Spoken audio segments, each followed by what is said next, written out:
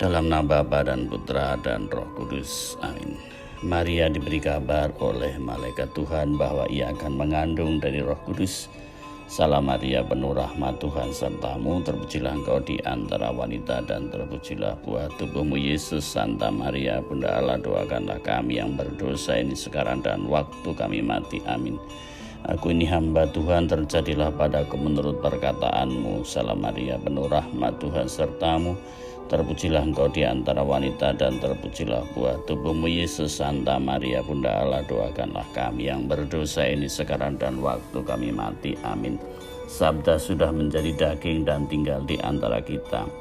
Salam Maria, penuh rahmat, Tuhan sertamu, terpujilah engkau di antara wanita dan terpujilah buah tubuhmu Yesus. Santa Maria, Bunda Allah, doakanlah kami yang berdosa ini sekarang dan waktu kami mati. Amin. Doakanlah kami ya Santa Bunda Allah, supaya kami dapat menikmati janji Kristus. Marilah berdoa.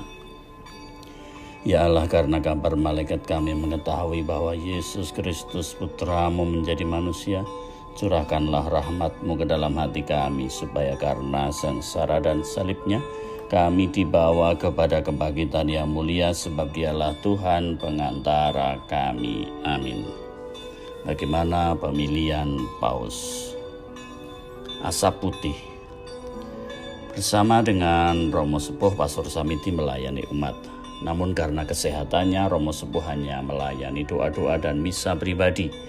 Ia melayani dari kursi rodanya. Suatu saat Romo Sepuh lagi mengikuti berita televisi tentang pemilihan Paus. Maka sepanjang waktu ia berkonsentrasi memandangi televisi itu, sebagaimana biasa itu lakukan kalau tidak sedang berdoa. Romo, habemus papam. Romo, habemus papam. Ia memanggil Pastor Samiti. Kita sudah punya Paus, Romo. Lihat asap putih. Sudah ada asap putih. Sebentar lagi akan diumumkan. Begitu gembiranya memberitahukan kejadian asap putih televisi pada Samiti. Setelah lama ditunggu-tunggu, ternyata tidak ada pengumuman. Tidak ada asap putih, Pastor. Ada. Sambil menunjuk televisi dengan nada keras akan memberitahu Pastor Samiti, ngerti apa, masih muda jangan ngeyel. Pastor Samiti mengamati dengan seksama. Ia mendekati televisi itu. Asap putih masih ada memang, dan ternyata asap yang keluar dari belakang televisi karena obat nyamuk dan hiu yang dipasang membakar kabel antena. Pastor, saya matikan dulu TV-nya ya. Pastor berdoa dulu, nanti asap putih di televisi akan muncul. Begitu pinta Pastor Samiti pada Romo Sepuh. Sebagai pengganti Rasul Petrus, Paus dipilih di antara para uskup. Lalu siapa yang memilih Paus? Dulu tersiar kabar bahwa Paus dipilih oleh umat. Namun sekarang ini dipilih oleh para kardinal, ditandai asap putih atau hitam di Kapel Vatikan. Hitam berarti belum terpilih Paus. Sedangkan kalau asap putih berarti sudah terpilih Paus. Kemudian di atas bangunan dari jendela akan terkumandangkan suatu suara, Habemus Papam. Riwayat pemilihan uskup, termasuk uskup Roma awalnya oleh umat. Bahkan para pemimpin sipil juga punya suara menentukan, karena pemimpin sipil punya kepentingan tersendiri dan faktor kedekatan berpengaruh ini dengan imam dan uskup-uskup. Baru tahun 1059 Paus Nikolas II memutuskan pemilihan dilakukan para kardinal. Kemudian pada Konsili Lateran ketiga 1179 muncul dekret yang menyatakan 2/3 suara dari para kardinal untuk pemilihan Paus.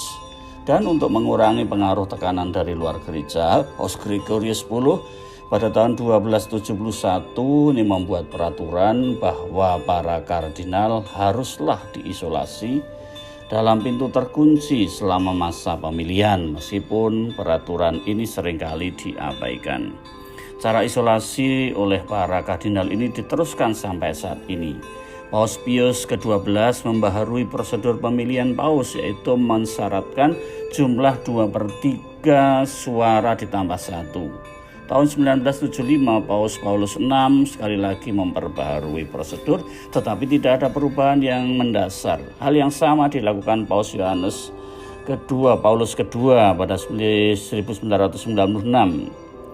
Pemilihan Paus buah karya Roh Kudus, bukan karena disembunyikan dan dipublikasikan secara terbatas, melainkan karena benar selaras dengan kehendak Tuhan. Asa putih menjadi simbol pilihan Tuhan telah terjadi. Amin. Berkah dalam